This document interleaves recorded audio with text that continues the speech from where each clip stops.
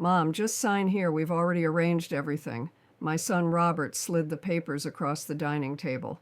Behind him stood my daughter-in-law Karen, arms crossed, tapping her foot like I was wasting her precious time. I looked at the document. Sale agreement for my house. The house I had lived in for 53 years. The house where I raised 3 children. The house my husband built with his own hands before he died. We found you a lovely room at Sunset Pines, Karen said with that fake smile I had learned to hate. Everything is already paid for. First month's deposit. You move in Saturday. Saturday. 5 days from now. They had planned my entire future and told me nothing. I am 90 years old. I have been quiet my whole life. But when I saw my name on that paper, something inside me, something I had buried for decades, finally woke up. No, I said, and for the first time I meant it. My name is Gloria. I was born in 1935 in a small town in Pennsylvania. My father was a coal miner. My mother cleaned houses for rich families on the other side of town. In my family, women didn't have opinions. We had duties. When I was 18, my father chose my husband for me. Walter was a good man, kind, hard-working, but I never got to choose. My father shook Walter's hand, and my future was decided over coffee I wasn't invited to drink. I wanted to be a teacher. I had been accepted to a college 2 towns over, but my father said, "Women don't need degrees, they need husbands." So I got married. I moved into this house. I had 3 children, and I learned to be quiet. For 60 years, other people made decisions about my life, and I let them. Walter died 12 years ago. Heart attack in the garden he loved so much. I found him lying next to his tomato plants, still holding the watering can. At the funeral, my children gathered around me, not to comfort me, to plan. Mom shouldn't live alone, Robert said to his sisters. Not to me, about me. We should sell the house, my daughter Patricia added. It's too big for one person. She could move in with one of us, my youngest Ellen suggested. We could take turns. Take turns. Like I was a burden to be shared, a problem to be solved. I stood right there in my black dress, next to my husband's coffin, and not one of them asked what I wanted. I stayed quiet. I stayed in my house. For 12 more years I lived alone. I cooked my own meals. I tended Walter's garden. I was fine. But last year I fell. It was nothing serious. I slipped on the kitchen floor, bruised my hip. The neighbor found me and called an ambulance. I spent 1 night in the hospital. 1 night. But that fall changed everything. Suddenly Robert was calling every day. Mom, are you okay? Mom, did you eat? Mom, did you take your pills? Karen started showing up unannounced. Just checking on you, Gloria. She would walk through my house, opening cabinets, looking in the refrigerator, writing things down in a little notebook. Patricia sent me brochures, assisted living facilities, memory care units. Just in case, she said. They had meetings, family meetings, about me, without me. I know because Ellen called me once by accident. I heard them talking before she realized the phone had connected. The house is worth at least $400,000, Robert was saying. Split 4 ways, that's $100,000 each. She's 90, Karen added. How much longer can she really last?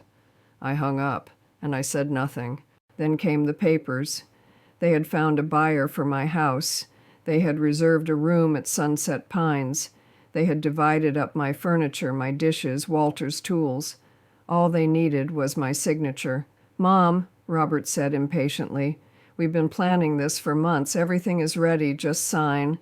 I looked at him, my firstborn, the boy I nursed through fevers, the teenager I drove to football practice, the man who hadn't asked me a single question about my life in years. You've been planning this for months, I repeated, and you never told me. We didn't want to upset you, Karen said. Upset me? I felt something rising in my chest. 60 years of silence, 60 years of being quiet. You sold my house without asking me. You packed my life into boxes. You decided where I would spend my final years. And you didn't want to upset me Robert shifted in his chair. Mom, be reasonable. You're 90. You can't live alone forever. Says who? I pushed the papers back across the table. I am not signing this.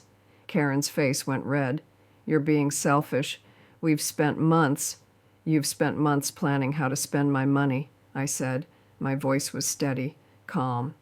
You've spent months deciding what to do with my things, but not once did you ask me what I wanted.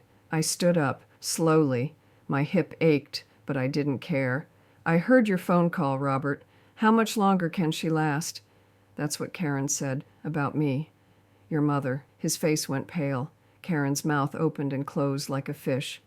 I may be 90 years old, I continued, but I'm not dead yet. This is my house. My name is on the deed, and I'm not signing anything. I walked to the door and opened it. Now get out. Robert stood up. Mom, you can't just... I said, get out. They left. Karen grabbed the unsigned papers. Robert didn't look back. That was 3 months ago. Robert hasn't called. Patricia sends occasional texts. Ellen, my youngest, always the kindest, came to visit last week. She apologized. She said she didn't know about the phone call, about Karen's comment. I believe her. I am still in my house. I still tend Walter's garden. I hired a young woman from the neighborhood to help me with groceries and cleaning twice a week. I pay her well. And I did something else, something I should have done years ago. I met with a lawyer. I rewrote my will.